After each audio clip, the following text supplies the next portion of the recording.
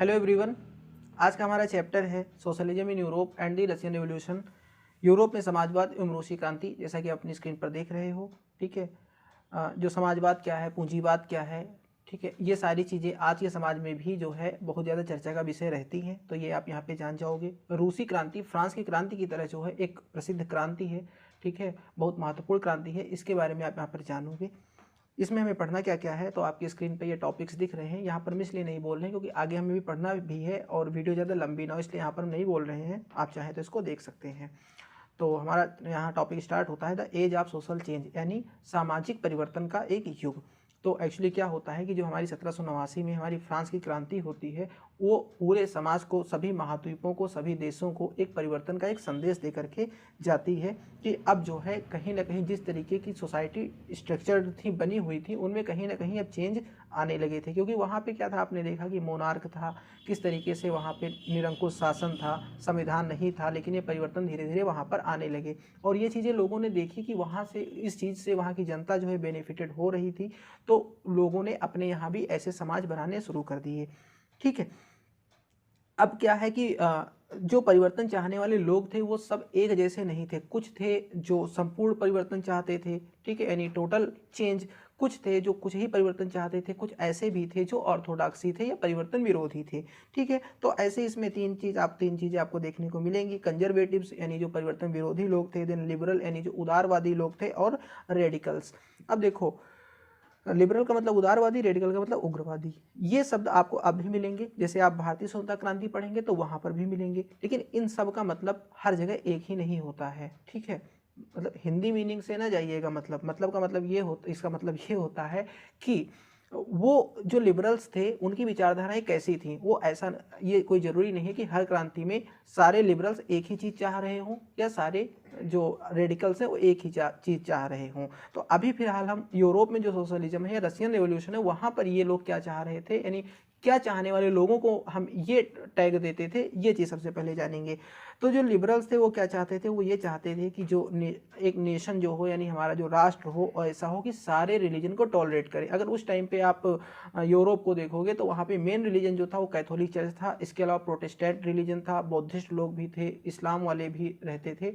ठीक है, और चूंकि मेजॉरिटी में वहाँ पे कैथोलिक चर्च था, तो कहीं ना कहीं बाकी लोगों के साथ डिस्क्रिमिनेशन होता था, जैसा कि आप आपके भी समाज में देखोगे कि होता है। तो लेकिन जो लिबरल्स वहाँ पे थे वो ये चाहते थे कि जो है, जो नेशन हो वो सारे रिलीजन्स को टॉलरेट करे। नेक्स्ट है sorry against uncontrolled power of dynastic rule, यानी जो वंशवादी शासन था वो अनियंत्रित था, निरंकुश हुआ करता था। वो ये चाहते थे कि ये निरंकुश शासन से आज़ादी मिले, वो इसके अगेंस्ट थे। वो वांटेड राइट्स फॉर इंडिविजुअल, मतलब प्रत्येक व्यक्ति के लिए अधिकार चाहते थे, उनके मौलिक अधिकार उनको मिले। ठीक है, और वो एक इलेक्टेड पार्लियामेंट्री गवर्नमेंट, यानी एक जो है रिप्रेजेंटेटिव गवर्नमेंट जिसको कह सकते हैं, ठीक है, उसके लिए वो एडवोकेसी करते थे कि चुनी हुई सरकार हो और प्रतिनिधित्व वाली, यानी रिप्रेजेंटेटिव पार्लियामेंट्री गवर्नमेंट का मतलब कह सकते हैं कि रिप्रेजेंटेटिव गवर्नमेंट, क्योंकि पूरी जनता जाकर कहीं रूल तो कर नहीं सकती। वो अपने क्या है, रिप्रेजेंटेटिव को वोट करके भेजेगी, उसके बिहाफ पे वो पॉपुलेशन क्या करेगी, वो लोग क्या करेंगे, डिसीजन लेंगे। Right, then well trained and independent judiciary, वो ये चाहते थे कि जो न्यायपालिका हो, जुडिशियरी हो, वो इंडिपेंडेंट हो, यानी वहाँ पे जो राजा हैं या मान लीजिए इलेक्टेड गवर्नमेंट भी है, वो जुडिशियरी में कोई इंटरफेयर ना करे। वो वेल ट्रेंड हो, ठीक है, यानी पूरी तरीके से प्रशिक्षित हो, नॉलेज वाले लोग हों, ठीक है, जो सही से कानूनों को इंटरप्रेट कर सके, किसी के कहीं पे वो पक्षपात ना करे, पार्शियलिटी ना करे। हाँ, ये लोग पूरी तरीके से डेमोक्रेटिक नहीं थे। क्यों नहीं थे? क्योंकि did not believe in universal adult franchise. ये पूरी तरीके से जो एडल्ट फ्रेंचाइज है, ठीक है, यानी वयस्क मताधिकार जिसको हिंदी में बोलते हैं, उसके पक्ष में नहीं थे। कहीं ना कहीं ये वुमेन को वोटिंग राइट के पक्ष में नहीं थे। ये प्रॉपर्टी रखने वाले जो लोग थे उन्हीं को वोटिंग राइट देना चाहते थे। देन रेडिकल्स कौन थे, यानी उग्रवादी कौन से लोग थे? ये चाहते थे कि मेजॉरिटी बेस्ड गवर्नमेंट हो, यानी जिस जाति के या जिस पक्ष के ज़्यादा लोग हैं उन्हीं का चले, मिनॉरिटीज़ का कोई खास रोल ये लोग नहीं मानते थे। हाँ, ये लोग जो है वो वुमेन सफरगेट को, यानी महिलाओं के मताधिकार को ये लोग सपोर्ट करते थे। प्रिविलेजेस को ये भी अपोज करते थे। ठीक है, और ये प्रॉपर्टी के कंसंट्रेशन को, यानी कुछ ही हाथों में संपत्ति का जो केंद्रीकरण है उसका विरोध करते थे। हालांकि ये प्राइवेट प्रॉपर्टी के अगेंस्ट में नहीं थे, यानी लोगों के पास अपनी प्राइवेट प्रॉपर्टी होनी चाहिए, लेकिन ये ना हो कि प्राइवेट प्रॉपर्टी के चक्कर में कुछ ही लोगों इतनी प्रॉपर्टी हो जाए कि पूरे समाज में जो है वो अनइक्वलिटी फैल जाए, इकोनॉमिक अनइक्वलिटी यानी आर्थिक असमानता फैल जाए। ऐसा ये लोग नहीं चाहते थे, राइट। फिर है कंजर्वेटिव्स, तो ये ऐसे लोग थे जो पास्ट को रिस्पेक्ट करते थे, ठीक है। ये चाहते थे कि हाँ चलो चेंज हो रहा है, तो पहले तो यही चाहते कि चेंज ना ही हो, फिर था कि अगर हो रहे हैं तो ये धीरे धीरे चेंज होने चाहिए। जिस तरीके से रेडिकल्स या लिबरल्स चाह रहे हैं इतनी तेज़ी से परिवर्तन नहीं होना चाहिए।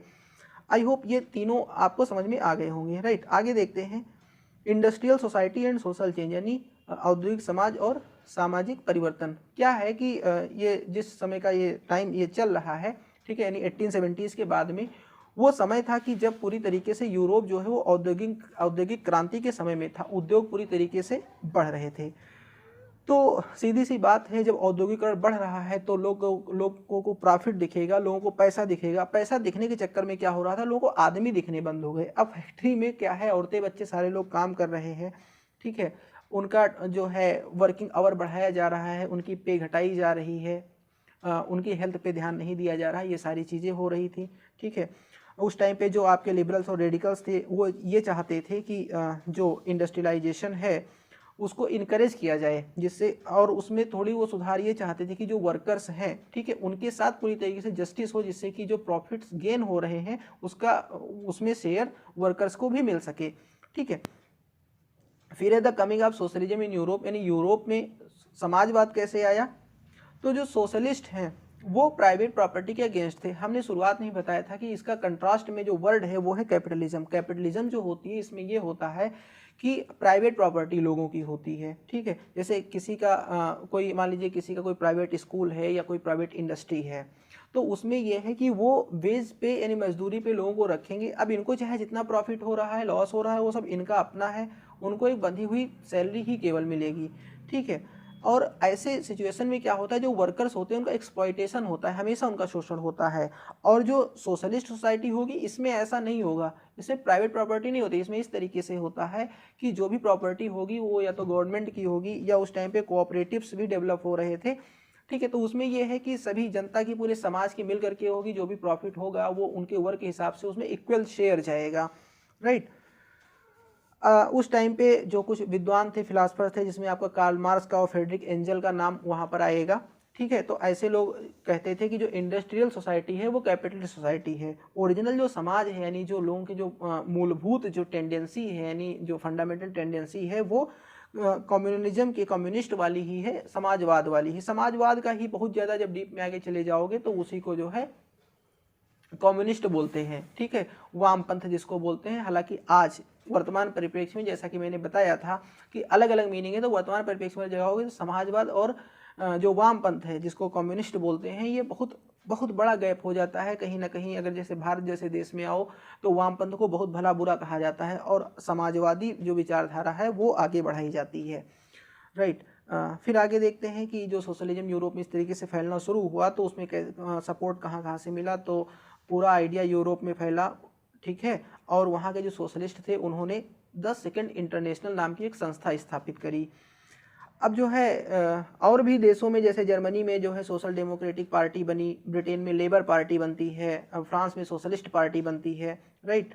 और इन सब ने क्या किया, सब फंड्स इकट्ठा किए, और जो वर्कर्स थे, ऐसे लोग थे जो कि समाज के दीनहीन लोग थे, डाउन ट्रॉडन लोग थे, उन लोगों को उन्होंने पे दिया, उनके खाने पीने का ध्यान रखा, राइट। तो ये हमारा क्या हो गया, जो है यूरोप में किस तरीके से कौन सी कंडीशन थी और किन कंडीशन में वहाँ पे सोशलिज्म आता है, ये हो गया। अब वही देखेंगे किस तरीके से इम्प्लीमेंटेशन जो है वो हमारा होता है रशियन रिवॉल्यूशन में, ठीक है। तो ये आपके सामने देखो स्क्रीन पे ये जार दिख रहे हैं, वहाँ के जो किंग हैं उनको जार कहा जाता था, TSAR जार, ठीक है। और सेंट पीटर्स में खड़े हुए हैं, हाला विंटर पैलेस में। जैसे कि वहाँ पे फ्रेंच रिवॉल्यूशन में आप देखा था पैलेस ऑफ ट्यूलियर्स और पैलेस ऑफ वर्साय, जो कि उनकी भव्यता के प्रतीक होते थे, खूब बढ़िया लग्जरी के प्रतीक होते थे, ऐसे ही यहाँ पर भी था। और भी समानता मिलेगी, जैसे वहाँ पे जो है लुई 16 की जो पत्नी थी ऑस्ट्रिया की राजकुमारी मेरी एंटोनेट, यहाँ पे जार की पत्नी जारीना थी, वहाँ उनका जो है ऑस्ट्रिया से युद्ध चलता था और उनकी बीवी ऑस्ट्रिया की थी, ऐसे ही यहाँ पे रूस का जर्मनी से संघर्ष चलता था और जार की बीवी जो जारीना थी वो जर्मनी की थी। मतलब इक्वलिटी आप देख सकते हो। इसीलिए कहते हैं पुरुष की सफलता में महिलाओं का बहुत बड़ा हाथ होता है। यहाँ पूरे क्रांति में महिलाओं का बहुत बड़ा हाथ है। फ्रांस वाली क्रांति में हमने बताया था ना कि वो इतनी मासूम थी कि उसको ये भी नहीं पता था कि जब लोग कह रहे थे रोटी दो तो कह रही थी कि जो है अगर इन लोगों को रोटी नहीं मिलती तो केक क्यों नहीं खा लेते। ऐसे यहाँ पे भी था। खैर रशियन एम्पायर 1914 में कैसा था मैप आपके सामने देखो। यहाँ पे जो है क्या क्या है इसमें, जो है आपके Kazakhstan, Tajikistan, Poland, sorry Sweden, ठीक है, ये सब सारी चीज़ें जो यहाँ पे, वो फिनलैंड, ये सब रशियन एम्पायर के भाग हैं यहाँ पे, ठीक है। इसमें मैप आप देख सकते हो। मैप देख के जरूर आगे पढ़ो कि कम से कम जानो तो कि चीज़ें किस जगह पे हो रही है, कहीं दूसरे प्लेनेट पे तो चीज़ें नहीं हो रही हैं। अब फिर हेडिंग है इसमें इकोनॉमी एंड सोसाइटी, यानी जिसको हम कह सकते हैं कि आर्थिक और सामाजिक कारण, ठीक है। यानी अगर आप किसी रेफरेंस बुक या गाइड से पढ़ोगे तो आप ये कहोगे, चूंकि एनसीईआरटी टेक्स्ट बुक है, इसको पढ़ने में आपकी ज़्यादा समझ डेवलप होती है, इसीलिए हमेशा एनसीईआरटी रेफर की जाती है। गाइड के चक्कर में जाओगे, अदर दूसरी जगह वीडियो वगैरह देखोगे तो वो आपको इस तरीके से बताएंगे तो समझाएंगे नहीं, वो रटाने की कोशिश करेंगे। हम समझाने की कोशिश कर रहे हैं। तो यहाँ पे आप देख सकते हो। तो आप ये जानो कि जो रशियन जो पॉपुलेशन है अब भी जो है, तब भी थी अब भी है, वो ज़्यादातर जो है वो एग्रीकल्चरिस्ट थे, यानी खेती करने वाले किसान लोग थे। लगभग 85% ऐसे लोग वहाँ पर रह रहे थे। अब इंडस्ट्री जब वहाँ पे डेवलप होना शुरू हुई तो लोगों को बहुत डिससेटिस्फैक्शन हुआ, असंतुष्टि हुई। क्यों? क्योंकि बात ये थी कि पहली चीज़ तो जिसको लैंड एक्विजिशन बोलते हैं, यानी भूमि अधिग्रहण बोलते हैं, फैक्ट्री स्टैब्लिश करने के लिए ज़बरदस्ती लोगों से ज़मीन खींच लेना। वर्कर्स जो है वो फैक्ट्री की तरफ भागने लगे क्योंकि फ़ायदा उसमें ज़्यादा दिखता था और उधर उनको बढ़िया पे नहीं मिल रहा था। तो ये बहुत उठापटक जो है वो समाज में होना शुरू हो जाती है, ठीक है। हाँ, वहाँ की जो मूल सोसाइटी थी वो इस तरीके से थी कि वहाँ पे एक सिस्टम डेवलप है, इसको कम्यून कहते थे। कम्यून से ही कम्युनिटी बनता है और वहीं से कहीं ना कहीं कम्युनिस्ट बनते हैं।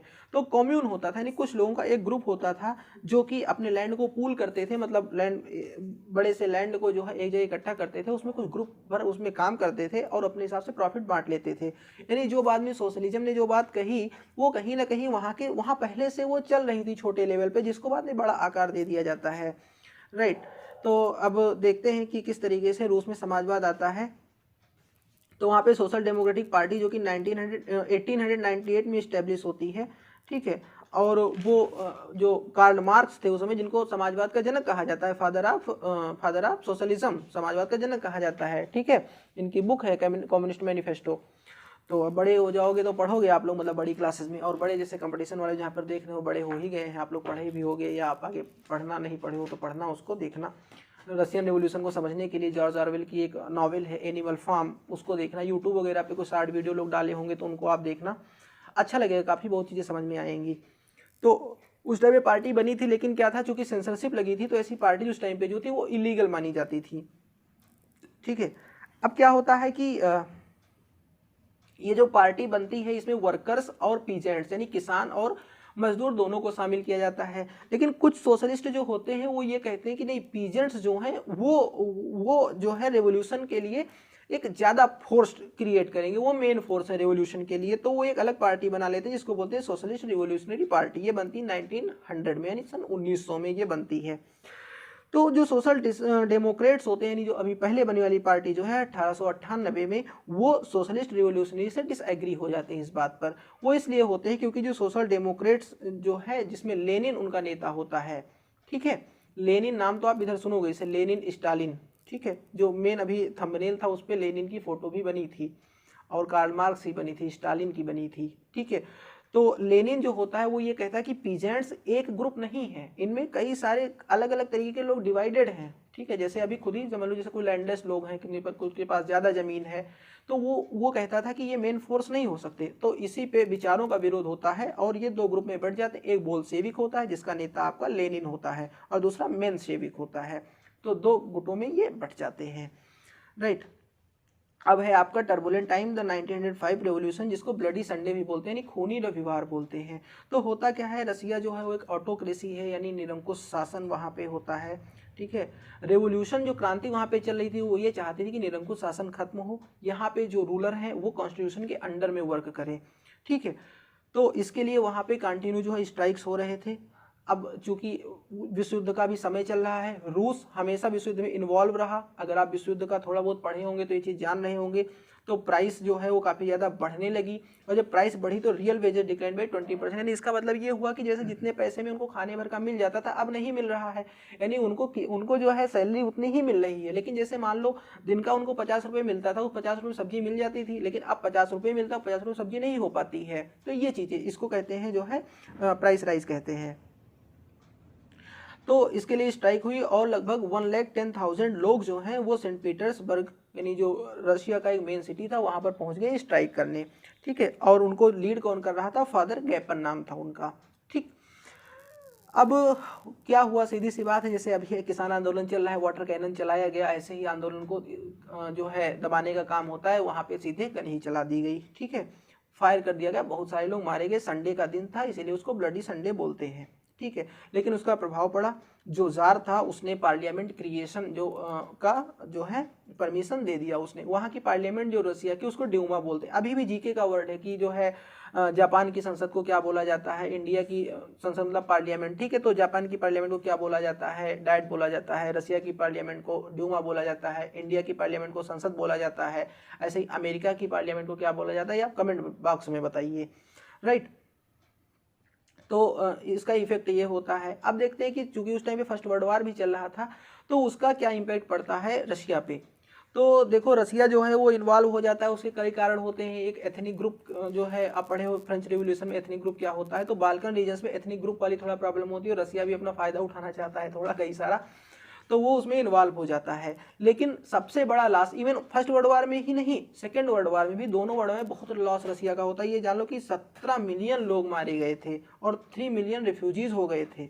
खाने पीने की बहुत समस्या हुई, इंडस्ट्रीज पूरी तरीके से वहाँ की चौपट हो गई, ठीक है, लेबर शॉर्टेज हो गई, रेलवे लाइन शट डाउन हो गई, स्मॉल वर्कशॉप जो थे उनकी सब दुकानें बंद हो गई, लोग खाने दाने को तक को तरसने लगे, इतनी बड़ी प्रॉब्लम हुई। आप देखो वर्ल्ड वार फर्स्ट वाला इंड हुआ 1918 में, लेकिन रसिया ने विड्रा 1917 में कर लिया, उसकी हालत बहुत खस्ता हो चुकी थी, भले ही युद्ध जीतने वाले साइड में वो रही हो, अब वर्ल्ड वार सेकंड में भी जीतने वाली ही साइड में रही। लेकिन कई बार ये भी होता है ना कि युद्ध तो आदमी जीत जाता है लेकिन बाकी तरीके से बहुत बुरा हार जाता है।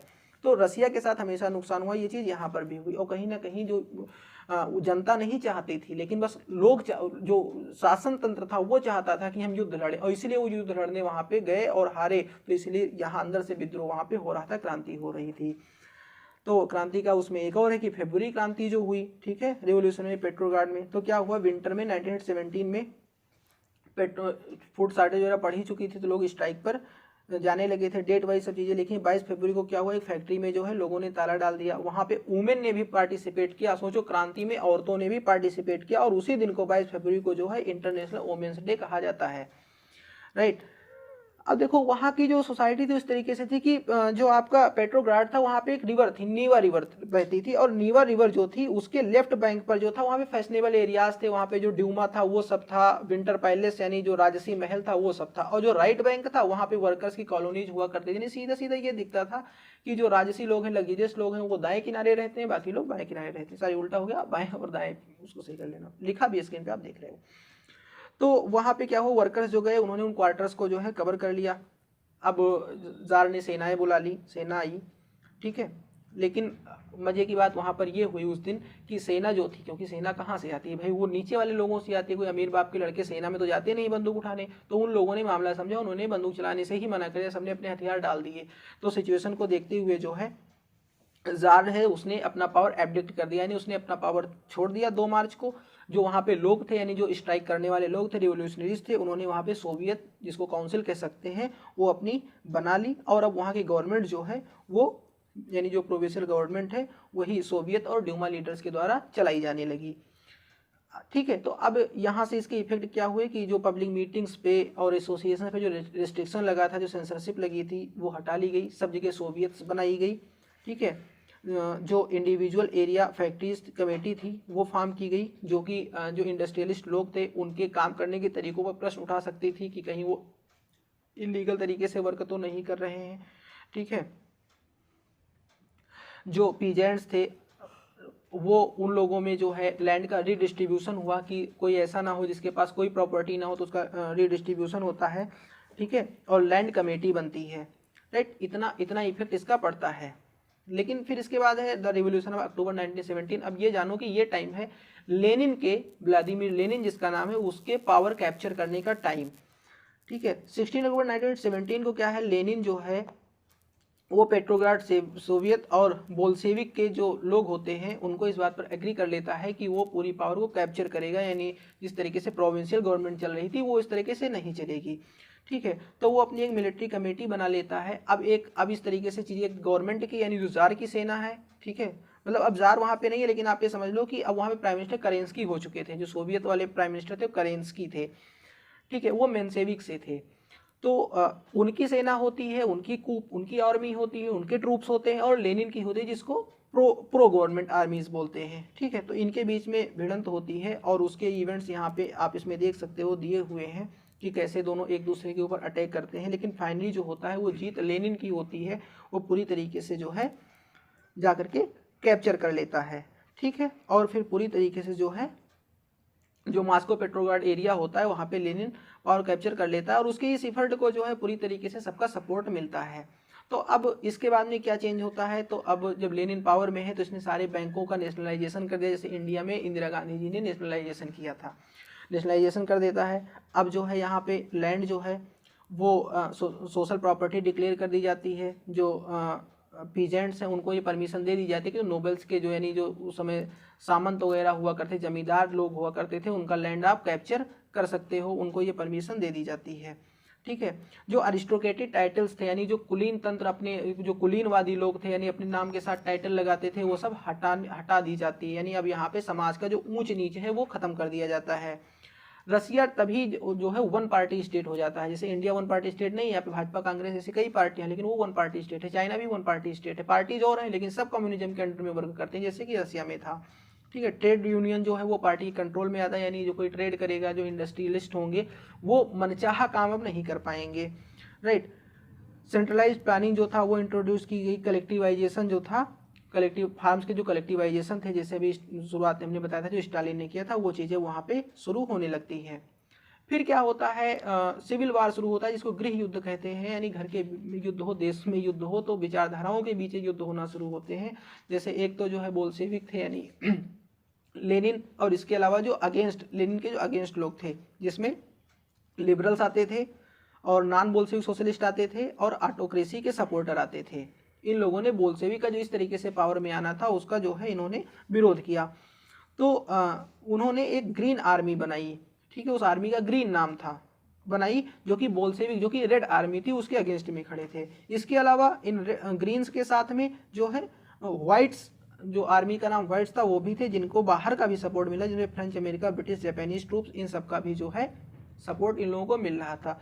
तो इस तरीके से काफ़ी टाइम तक जो है सिविल वार होता रहा, लेकिन बोल्शेविक्स जो थे वो अपने को बनाए रखे। बाद में जब लेनिन की डेथ होती है तो स्टालिन आता है। खैर यहाँ पे देखो मेकिंग ऑफ सोशलिस्ट सोसाइटी, तो इसमें क्या हुआ, इसी टाइम पे वहीं रसिया में जो है 5 ईयर प्लान सुने, यानी पंचवर्षीय योजना, जो बाद में इंडिया में भी आई, ठीक है, अभी भाजपा शासन में ख़त्म की गई है। और वहाँ पे जो इंडस्ट्रीज थी और बैंक्स थे जो नेशनलाइज कर दिया गया था, इन संघर्ष के बीच में भी वो नेशनलाइज बने रहे।